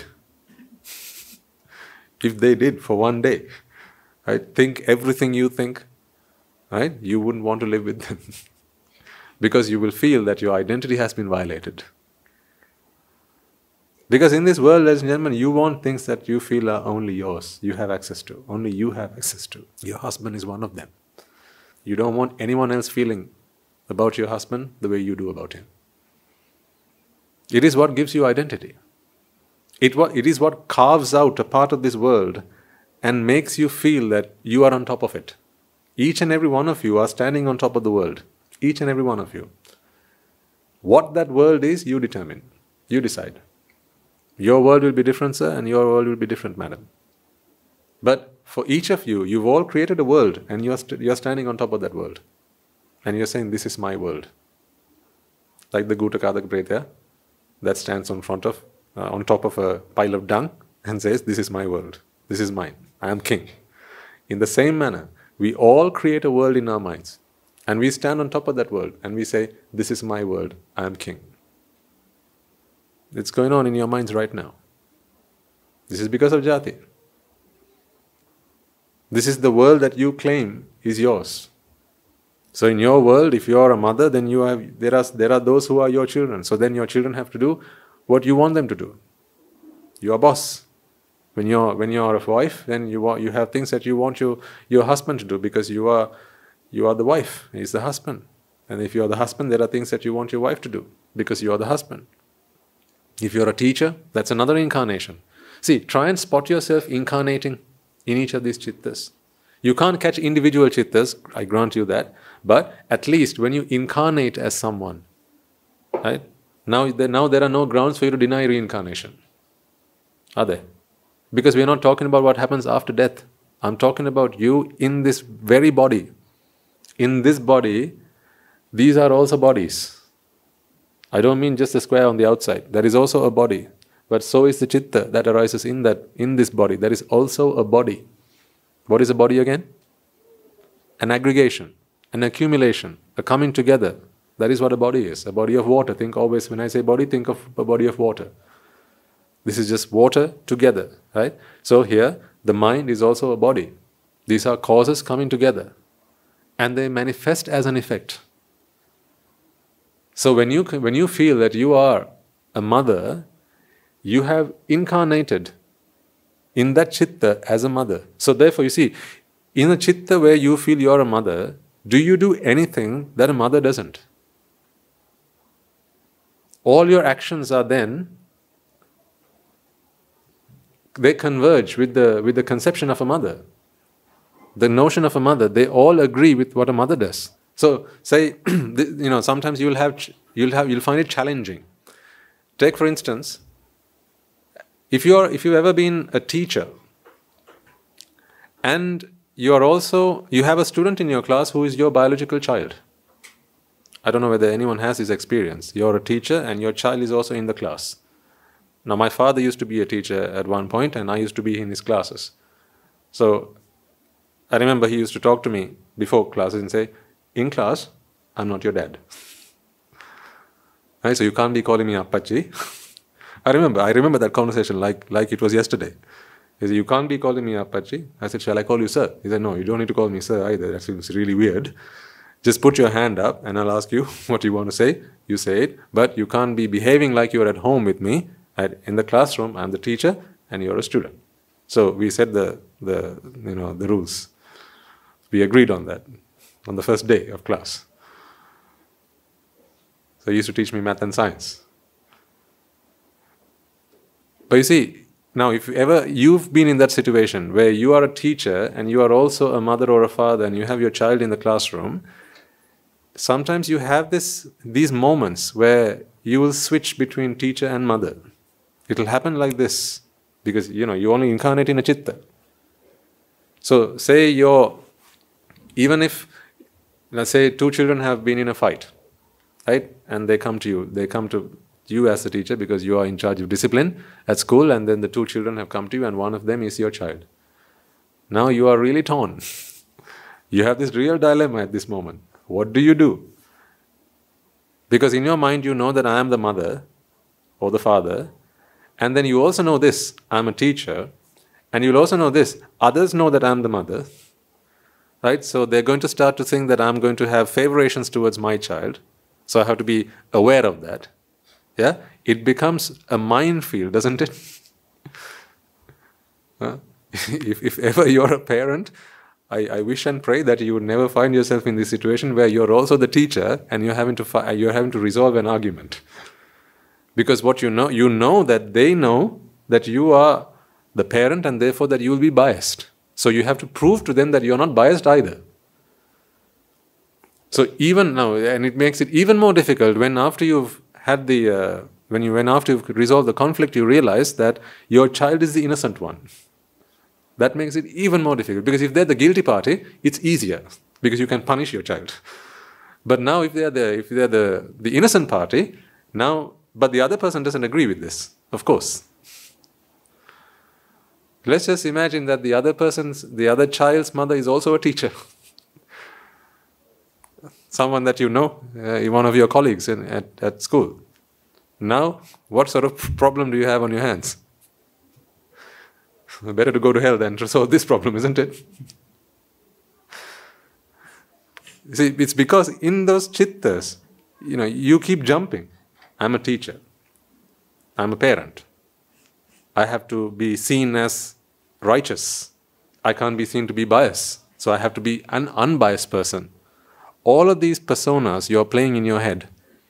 All the while you're jumping from chitta to chitta. Like a monkey jumps from tree to tree. In each of these chittas, you live a different persona. These are all incarnations. For an arahant, they don't have this problem at all. Because an arahant does not perceive that they're a teacher. They don't perceive that they are a parent. But they know that they're a teacher. They know that. And they know that biologically, this body has a connection with the other body. They know this is just knowledge. So, knowing something and living it are very different things. What jati does is it makes you live your knowledge. That's what jati does. It makes you live your knowledge. Whatever you know that you are a father, jati personifies that. It doesn't leave it at simply a piece of knowledge. It consumes you. It makes you that knowledge. It completely wraps you up with that. It makes you the identity. And you become part and parcel of that. That is what jati does. But a chitta that has no jati, a chitta that is free of jati, simply perceives that in this situation, I am the teacher. I am considered the teacher. And as a teacher, there are certain duties and responsibilities that I have to fulfill. And in front of me is a student. So I have to now talk to them and discuss the problem that they've had. All the while, the arahant knows that I'm also taught as the father or the mother of this child. Right? And now in certain situations, in certain environments, they will have some rules. Right? If you are also the parent, then you should not be admonishing the child. Right? You should not be getting involved in resolving that conflict. You should pass it over to somebody else. In certain schools, I think they'll have regulations like that, because it makes it easier. Otherwise, there's always the concern of bias and favoritism and all that. And sometimes even when the teacher is not showing any particular favoritism, it can still be construed that way. And then people will start to accuse. Yeah, that's why she took her side. She took her boy's side, and that's why he didn't get as much punishment as the other child, and so on. So to avoid all that, people come up with various mechanisms and various agreements in the world. But all of this is because in each chitta, you incarnate. This is punarbhava. Natti sambhava, navan natti sambhava is the nature of an arahant. So for an arahant, all that happens is they live in each chitta. The arahant knows this. Each chitta is all there is, and a chitta is a product of eye and sight. A chitta is a product of sight or sound and ear. A chitta is a product of smell and nose or taste and tongue, right? Or a thought and mind. An arahant knows this. You know it now. But an arahant has entirely internalized it. What we are about is to do now, is what we are trying to do now is we've learned it from our teachers and now we are trying to internalize it. So whilst this internalization happens, you will have your knowledge of the Dhamma and you will have the experience that you have right now, sometimes at odds. You will feel that they are at conflict. You will experience this from time to time. Where you have a knowledge of the Dhamma, you know that all there is a chitta, but you still feel that you are a mother. You feel that you are a spouse. You feel that you are a child. You feel that you are a brother. Right? You feel you are a partner. You'll feel these things. And then you'll come back to your senses, but hang on a second. All there are chittas. And a chitta cannot feel that I am a spouse. Why do I feel that way? So you'll have to have some way of reconciling this. And that reconciliation is you coming to terms of dukkha. If you remember from last week, I reminded you that there is always anicca sanya and anatta sanya, but there isn't a dukkha sanya. There is no such thing. There is no such thing called a dukkha sanya. What there is dukkha. Dukkha arya satya. That is what there is. There's dukkha samudaya arya satya. These are satya. These are truths. These are not sanya. But dukkha is what happens in the mind, and when dukkha happens in the mind, in that moment, ladies and gentlemen, you fail to see anicca as it is. You fail to see anatta as it is. As a result of that, dukkha forms as well. So dukkha is the product of your inability of the chitta itself. So if in this chitta dukkha is born, therefore you now become a person, you incarnate as a person, right? So in this chitta, let's say, in this chitta you are a mother. Okay, in this chitta if you are a mother, then there's a particular aggregate, 5 aggregates that you think is your child. It's part and parcel of it, right? If you are a mother, then somewhere in this world, there are a collection of aggregates that you refer to as child. Even if it's not there now, say your child died in a car accident, still you'll say, I'm a mother, but my child died. Right? So still there is a collection of the 5 aggregates which you refer to as a child, and that is why you incarnate as a mother. So these 5 aggregates that you refer to as mother, and those 5 aggregates you refer to as a child. That is the incarnation that takes place. So when that incarnation takes place, now there is jati doing that. But this chitta, or let's take the next one. If in this chitta, jati doesn't happen, this is purely a chitta. If jati doesn't happen here, there would have been a sight or a sound still, otherwise a chitta cannot be born. Remember I said, if you split the chitta up, if you find a lost chitta, and you have to return it to its rightful owners, you'll have to give one half of it to the 5 senses, and the other half of it to the stimuli that came into contact with the senses. These are the 2 entities to which a chitta would belong if it had to belong to someone. Does it belong to anyone? No, but if it had to, the rightful owners of a chitta would be sight and eye, or sound and ear, and so on. But when you feel that you are a mother, your child, now your child says, I can see. Yeah? How does a child see? The same way that you see. How do you see? Eye and sight come into contact. So, chakkuncha paticca rupecha uppajjati chakku viññāna. How does a child see? The same way. Chakkuncha paticca rupecha uppajjati chakku viññāna. So the same thing happens here. Now, when I talk about you and I ask you, chakku viññāna, who does that belong to? Well, if it is chakkuncha paticca rupecha uppajjati chakku viññāna, then you'll have to say, well, if the sight consciousness were to belong to someone, it would have to be eye and sight. Then when your child says, I can see, the child is saying that the child can see, who does that belong to? Did you get the question? When you're talking about eye consciousness, and if you're trying to find who the eye consciousness belongs to, you're going to have to say that is the eye plus sight. Right? Because the 2 of them, it gives you eye consciousness. Yeah? So now when you're talking about the child says, I can see. Who does that belong to? That eye consciousness, who does it belong to? Same. Eye and sight. If the child says, I can hear, who does that belong to? If it had to belong to someone, ear and sound, right? So you get the drill. You know the same goes for all of the other consciousness types. Okay, so these are all the consciousness, this is all in the consciousness realm. If you were to split your child in half, you have the consciousness realm and you have the physical realm. So the physical part of the child, so the body, this body, the physical body. Who does that belong to? What, you know, if to find the owners of something, we are looking for what created it. That's what we're doing with consciousness. We are to find the owner of consciousness, we are looking for the things that created it. Yeah? Who does your child belong to? The parents. Why?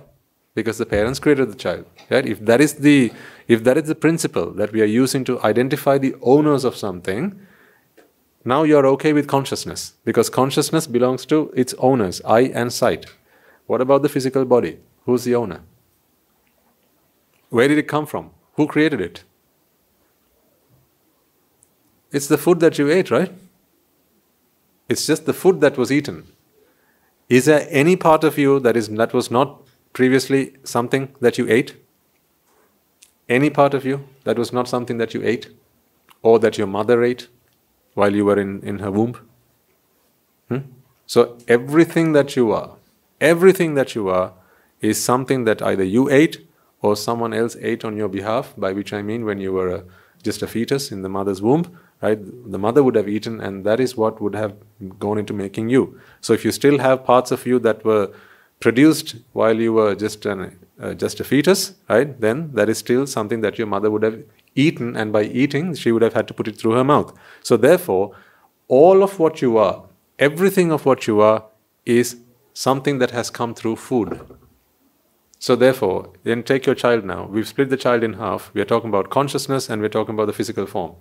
The consciousness belongs to eye and sight. Eye belongs to vipaka, sight belongs to vipaka. Agreed? Right? That is the karmic energy that was produced by the child through previous chittas.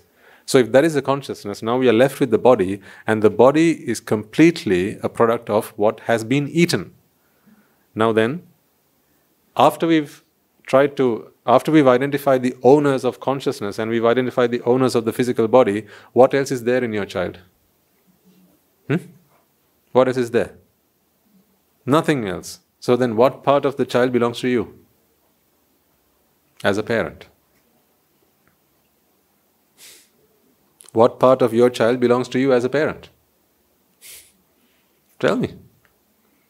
If all the child is consciousness and the body, physical body, right? And consciousness, there are only 6 types of consciousness.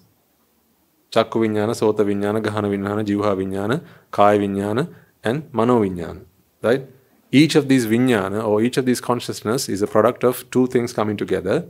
We took the example of eye consciousness, which is eye and sight coming together. We took the example of sound consciousness or hearing consciousness, which is ear and sound coming together. Take another example of taste consciousness, that's again taste and tongue coming together, right? So wherever we are speaking of consciousness, if we are to find the owners, we have to go looking for what created it. These are the causes that came together. Now we've dealt with the consciousness part. All that is left is the physical part, the physical body, the muscles and the bones and the hair and the tissues and all that, right? All of those things are a product of what they have eaten. The food that was put in through their mouths. Do you think that is yours? The food that your child ate, do you feel that it's yours? Do you? No, it's just food.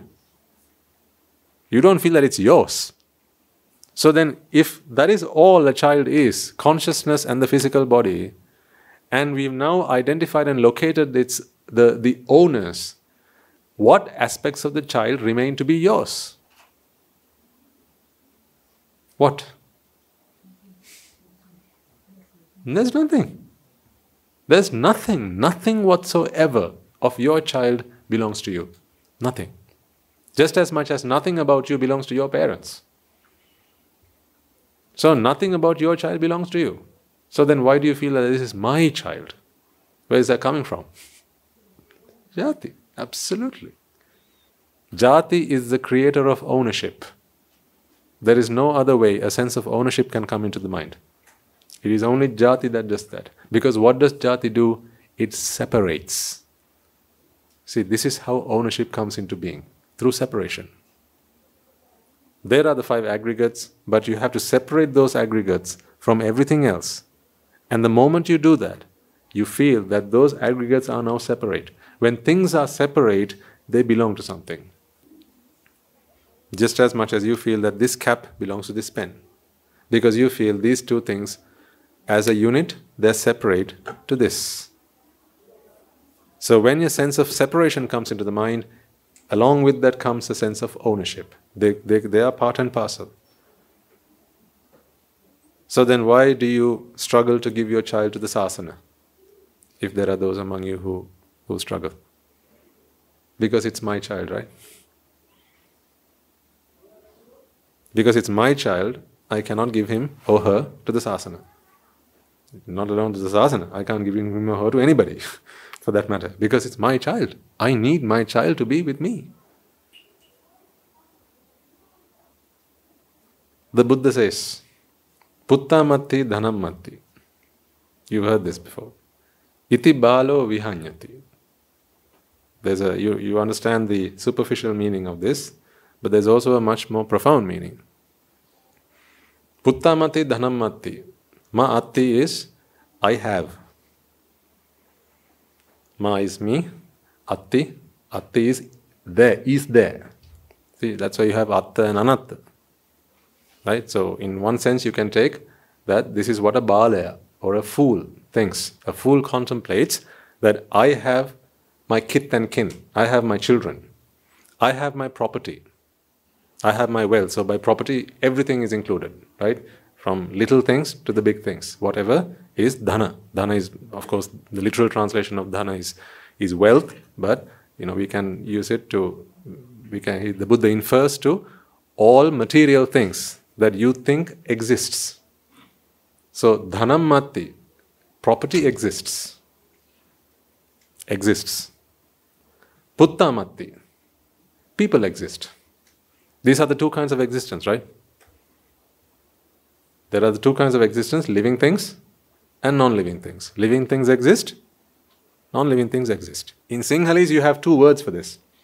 So I'll bring them up just for the sake of easier comprehension for those who understand Sinhalese. Tiyanava and innava. These are the 2 words that are used. So Tiyanava is the existence of objects. Innava is the existence of living things. Yeah. So Puttá matti, Dhanam matti. These things exist. See, this Dhammapada stanza is a description of anicca, dukkha and anatta. So profound. Iti balo vihanyati. So a balaya or a fool, he worries. Of course he worries. Because if things exist, what else do you do other than worry? Because when things exist, they have to belong to someone, right? When there are things that belong to you, of course you are their protector. And then there are things you don't want to belong to you. Now you have to keep them away. What if they end up belonging to you? That becomes a problem. Your friends are yours and you want them to belong to you. Your enemies, they also belong to you. They do. But you want them away from you. How do they belong to you? How do your enemies belong to you? How come your enemies belong to you? Don't they? Is it only your friends that belong to you, not your enemies? No, the very fact that they're your enemies, aren't they? They're not universal enemies. There is no such thing called a universal enemy. Right? So my enemies are my enemies, so they belong to me, but they're enemies. Then there are physical material things. There are things that belong to me, that I like. There are things that belong to me, that I don't like. So the things I like, I want them to be with me. The things I don't like, I want them to be away from me. All because there are things that exist. Puttá matti, Dhanam matti. Iti balo vihanyati. This is the way in which a balaya or a fool worries. Of course, we know tanha jayati soko, tanha jayati bhayang. In these 2 ways, a balaya or a fool worries. Attahi attano natti. So that is the 3rd line of this gatha. Attahi attano natti. The Buddha says, fool, not to you, this is the Buddha saying, right? You fools, when you don't belong to yourself, When even you don't belong to yourself, how can you belong to yourself? Can you? What is you after all? Remember the I. This is just Rupa, Vedana, Sanya, Sankara, Vijnana. And that consciousness belongs to I and sight, if it's I consciousness we are talking about. If it's the body, it's all the things that you've eaten. So therefore, none of that belongs to you. None of this has any belonging whatsoever, no sense of ownership. But when jati happens, jati, which is also a product of causes, ignorance and attachment, this is also a product of causes. But when those causes are present, jati is born, and then now because of that jati, you perceive that the chitta and the body, they both belong to me. But does it? Just because you think that something belongs to you, does it immediately become yours? Does it? Then why did you have to go and ask for your father-in-law's permission? No, you could have just thought she belongs to me, that's it. Huh? You could have just then gone up to her father and said, belongs to me, okay? They would have said, get lost. Just because you think something belongs to you doesn't make it yours. Of course it doesn't. So when does something become yours? If it's not just because you think it's yours, when does something become yours? Think carefully and answer. If just because something you think is yours doesn't make it yours, okay? When does something become yours then? What do you have to do? Which forms do you have to fill in? Where do you have to sign? When does something become yours? It never becomes yours. It's only a perception that it's mine. It never becomes yours. There is nothing in this world that is yours. So if there is nothing in this world that is yours, then consciousness cannot be yours, and the body cannot be yours, the two of them together cannot be yours, then even this sense of self that you perceive is also merely a product of ignorance and attachment. Even the sense of ownership, the sense of belonging, the sense of separation, even that is not yours. Kuto Puttá, kuto Dhanam. When even existence or the sense of existence is not an existence. That is the profound meaning of that. Atta is separated entities. So the Buddha says, Atta hi attano natti. Even when what you feel exists does not really exist, they are merely perceptions in a mind. Kuto Puttá, kuto Dhanam. How can there exist sons, daughters, children, kith and kin, and how can there exist material objects? How can there be the suns and the moons and the stars and the earth? How can there be beings? How can there be things? None of them actually exist. All they are manifestations. So this is a karma sthana that the Buddha would have given, right, to those who are wise to reflect upon. All I see in that gatha is anicca, dukkha and anatta. This is a very powerful karma sthana. So now you can contemplate on that. Puttá matti, Dhanam matti. See, Puttá refers to beings. It doesn't just have to be children or sons. Right? It can be Puttá, it can be beings, any beings, living things. Dhana can be any non-living things, material things. They both exist in your world, don't they? Things exist, people exist. How can there be existence is the next thing that the Buddha asks. How can they exist when your sense of existence doesn't also exist? Did you get that? Even your sense of existence is also a product of causes, and therefore it's a manifestation. It is not something that exists. So even when your perception of existence does not exist, how can the things that you perceive to exist?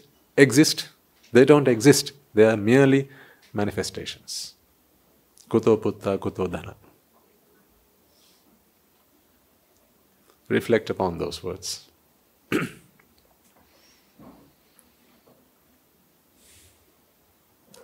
It's time today. I have to finish the sermon about a quarter of an hour earlier because Noble Heart children have a very special event, as I mentioned right at the start. So they want to do their own Dakineya program. And they've requested if they were asked if I could finish a little bit early so that they can plan things and prepare and organize themselves.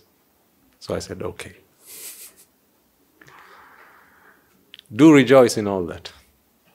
Right? These are your products. These are your creations.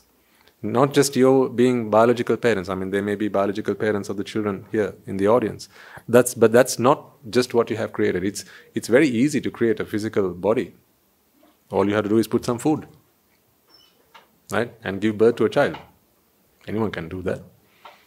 But then to strengthen the mind, to inculcate values and virtues, and give good association, noble association.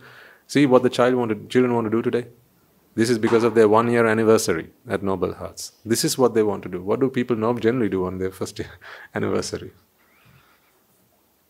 Indulgence in sensuality, mostly. Party.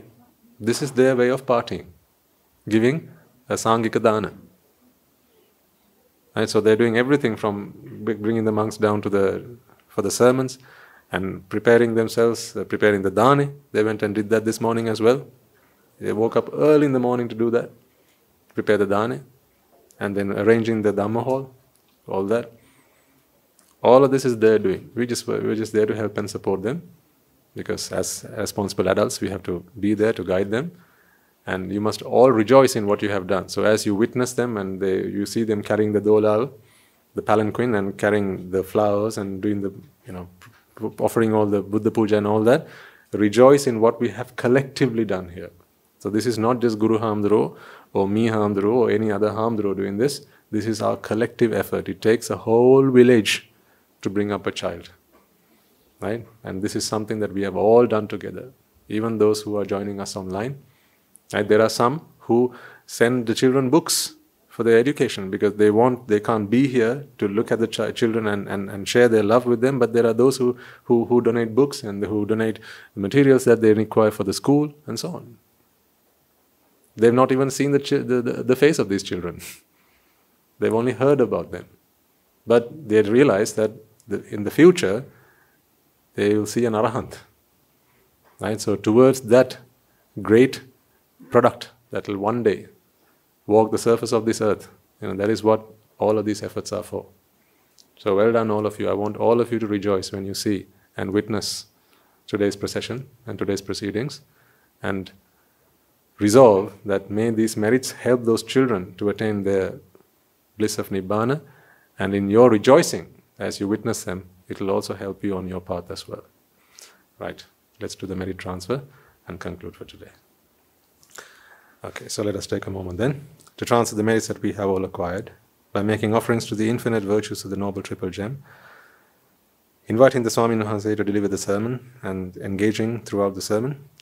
First and foremost, let us remind ourselves how incredibly fortunate we are to be in receipt of the Lord Buddha's teaching, and with immense gratitude towards the bhikkhus and bhikkhunis, upasakas and upasikas, who have since time immemorial protected and preserved the sublime teachings of the Buddha and passed it down through the generations of the noble lineage in the form of the Tripitaka, which is thankfully available to us today to study, understand and comprehend the Dhamma.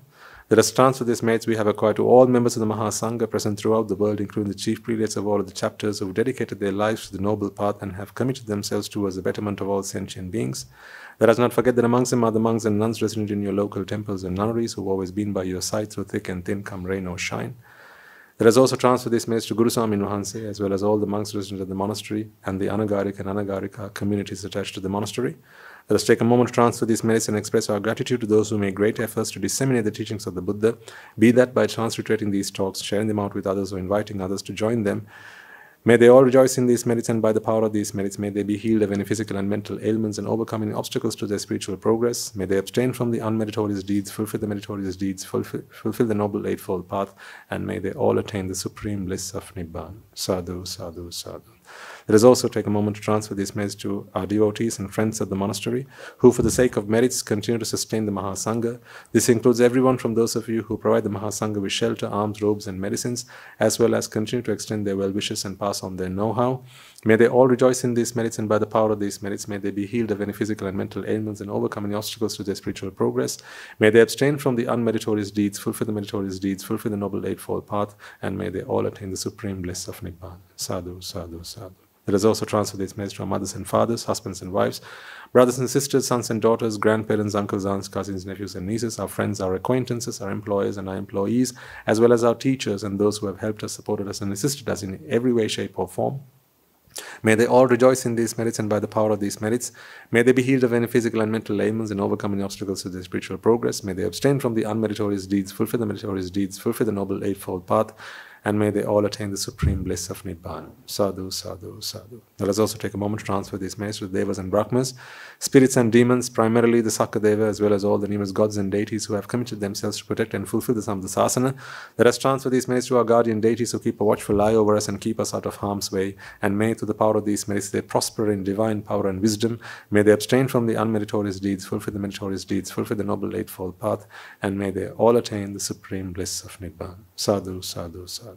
Let us also take a moment to transfer these merits to our ancestors who have predeceased us, to all who have been friends and families to us in this infinitely long journey of samsara. May they all rejoice in these merits. To everyone who has helped us, supported us and assisted us in any way, shape or form, may they all rightfully rejoice in these merits. Let us also transfer these merits to the members of the armed forces as well as the police force who have sacrificed their lives to protect the peace and harmony of our nation. May all those who lost their lives in the war, be their friend or foe, rejoice in these merits. May us also transfer these merits to those who have lost their lives in natural disasters such as tsunamis and earthquakes, landslides, pandemics, and so on, reminding ourselves that in this infinitely long journey of samsara, they will all have been mothers and fathers to us, friends and acquaintances to us. May they all rejoice in these merits, and with an abundance of compassion and loving kindness, let us transfer these merits to them. By the power of these merits, if any of them have been born in the woeful planes, they redeem themselves and be born in the blissful plane. May they abstain from the unmeritorious deeds, fulfill the meritorious deeds, fulfill the Noble Eightfold Path, and may they all attain the supreme bliss of Nibbana. Sadhu, sadhu, sadhu. And finally, let us all resolve that may, by the power and blessings of all the merits we have acquired throughout the day, we be able to witness the advent of many hundreds of thousands of arahants on this blessed land. And finally, may you and I, and everyone who's helped make this program a success, become a Rahatan Vahanse or an Arahat Theranin Vahanse in this very life itself and in the era of the Gautama Supreme Buddha itself. Sadhu, sadhu, sadhu. May the blessings of the Noble Triple Gem be with you all. The members of the Mahasangha will transfer their blessings to you. Raga ginnen midetva Dvesha ginnen midetva Moha ginnen midetva Nibbana parama sukhayen Sukhita taravetva Nibbana parama sukhayen Sukhita taravetva Mamada siyalu loka siyalu satnvayo Nibbana parama sukhayen Sukhita taravetva Nibbana parama sukhayen Sukhita taravetva Nibbana parama sukhayen Sukhita taravetva Raga gini niveva Dvesha gini niveva Moha gini niveva Nivan sapa labeva Nivan sapa labeva Nivan sapa labeva Tunduange suvisi ananta mahaguna velen Sila loka sila sattayoma. Nibbana parama sukhen sukhitar vetva. Sadhu, sadhu, sadhu.